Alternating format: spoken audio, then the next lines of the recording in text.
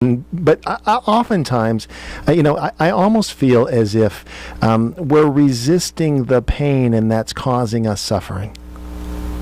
Well, if we resist anything, it creates a dilemma in our life, because the only way to get through something is to allow the process to unfold, to stay open, to breathe, and allow the experience to go through you, whether it's an emotional thing, a mental thing, a physical thing. You have to go through it. If you don't resist it, you move through it so much more quickly.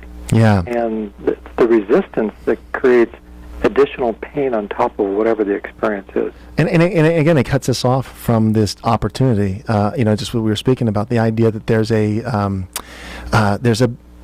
a meaning in things. I mean, I'm not sure that things are inherently meaningful. My sense is we can make them meaningful, almost as if we have a choice whether or not we want to recognize the meaning in something.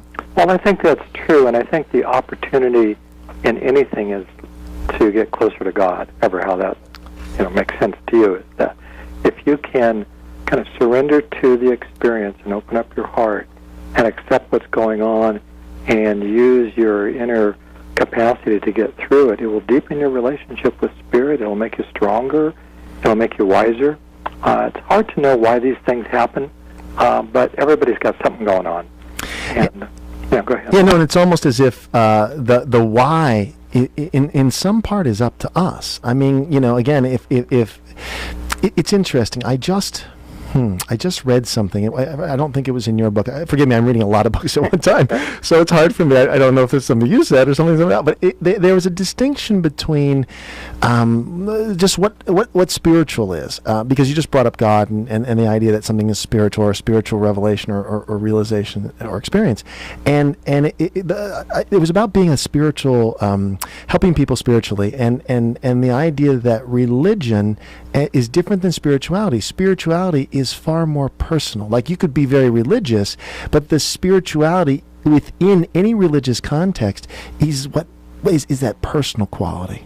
Exactly. And that's where, when we talk about the why something's happening, and it's very easy for people to get caught in the victimhood, which I clearly see in your book. This is the answer to feeling like we're victims, or feeling like we're, it's the way out of that sort of stuck mentality to make something meaningful to transcend it.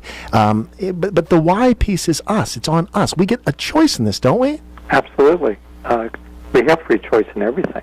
Yeah. So we can choose to perceive ourselves as a victim, which only happens because we don't see the big picture.